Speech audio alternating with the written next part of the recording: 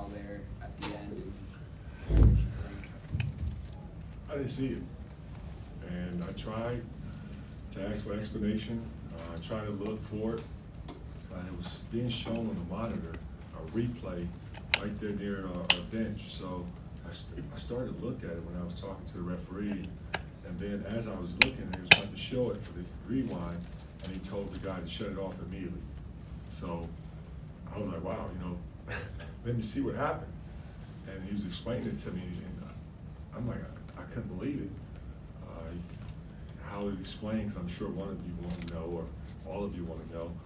It was explained like Xavier went up for a layup, and as he was coming down, he grabbed his jersey and ripped it. So I was like, okay, well, grabbed his jersey and ripped it. I'm like, he said, yeah, look at his jersey, it's ripped.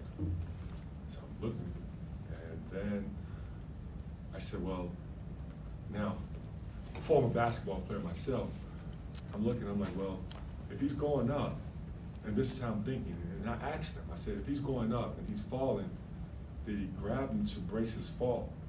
And he said, yes. I said, well, I guess that means that he needed some help. He did not want to absorb the contact or the momentum of hitting the floor, and that was it. So at the end of the day, we have to respect their call that was made. Unfortunately, I didn't see it. Did Xavier say anything to you? No, he did not. We did not speak about it at all. So I'll go back and I'll watch film tonight. I'm sure I'm going to replay it over and over. It's a tough one to swallow, I swear. This, like all the losses, but this one hurts a lot. It was a very hard-fought game. Both teams competed extremely hard. Kind of remind me of the old school Big Ten, physical, sludge matches, ugly, shots not being made, people driving to the basket, getting fouled, no calls. I mean, that's a part of the Big Ten. Daniel? Juwan, is there an added level of frustration over the last two home losses, given that they've both come at the buzzer and kind of feeling like you might be turning that corner? Well, I tell you one thing, it doesn't feel good at all. And this is hard to sleep, not just for myself, but all the players, staff, and I'm sure a lot of the Michigan fans, because I know there are a ton of folks that left this building really upset with the outcome. And fans might have left upset too, but did you get a chance to talk to Eli? I mean, I'm guessing he was upset. You haven't talked to him yet? No. Do you know what your message might be when you do see him after the game?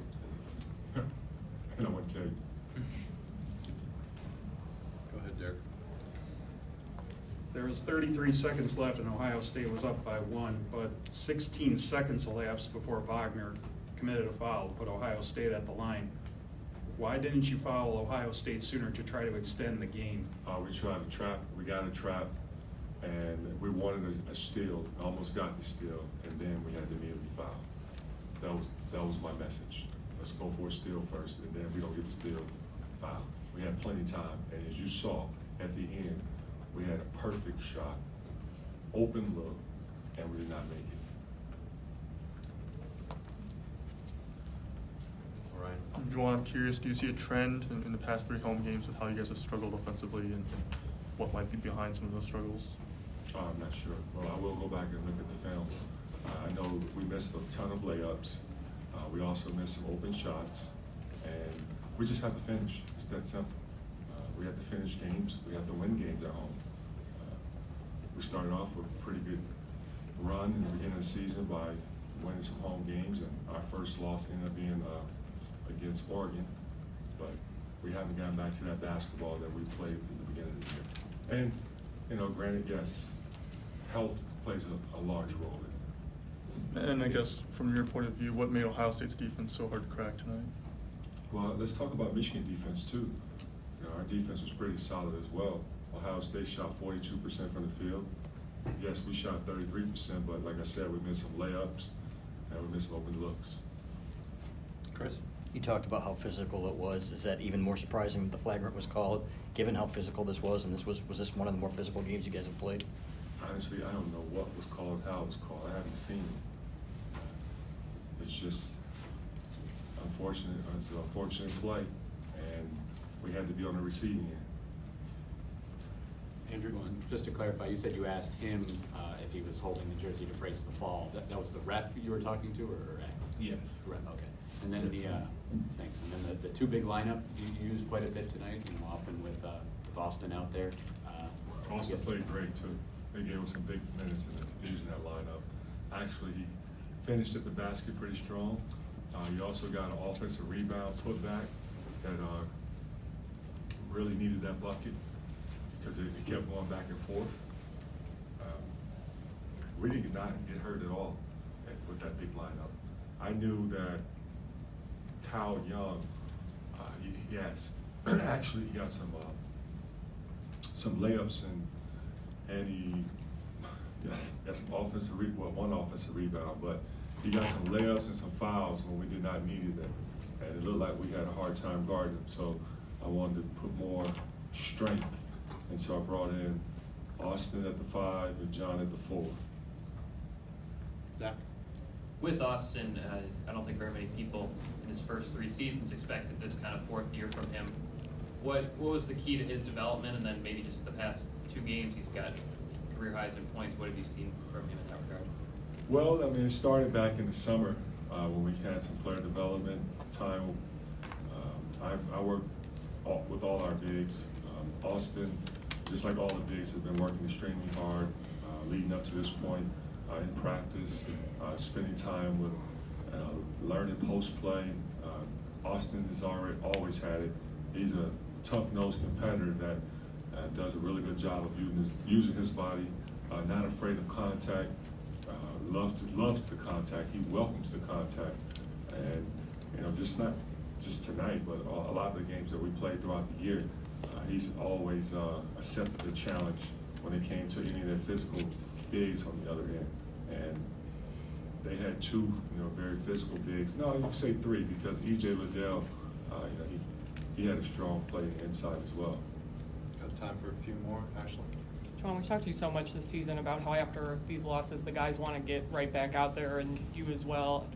What's the biggest challenge, I guess, in the next few days to make sure this loss doesn't linger, but you learn and take from it what you have to? Well, the biggest challenge is we have an off day tomorrow, and I got to sit back and I got to think about this loss. I got to think about how we lost, and then I'm also going to be putting together some solutions. So it's never good when you lose a ball game, and I know the guys are so upset and disappointed. So I saw that, how when I walked in the locker room, how disappointed they were. They've owned it. It should have never got to this point where we needed one stop, one possession to win a ball game. There were a lot of plays that we could have prevented from being in a situation like this. You take away 30 points in the paint, you cut that in half. Then also you look at if we made some of those layups that we got in the paint, that would have helped. And then I can't blame on the free throws. We were 8 for 9. We could have got more free throws. And there were some times when they were letting us play. But then there were also some times when some calls were made and everyone on both sides was questioning it. But that's a part of the game. We'll go with John and then Andrew. So if protecting yourself is a flagrant foul, how do you even coach your guys in that situation? Okay. If you have the answer, please share with me. That's a good question. Andrew? Juwan, you've kind of touched on, obviously your disappointment with the result. It's not the first time after a home game you've been saying some of the same things about there were open shots that didn't go in. I guess how frustrating is it, some of these things that you can't control just aren't really going your way recently? Well, we got to keep working. It's that simple. And I'm going to keep feeding confidence in our guys and staying positive. I think that's all a part of the process, and going back and looking at film, and that's how you learn from how you can improve by looking at some things on film and seeing where the answers are, and areas of we can clean up as a group. Okay, Coach. Thank you.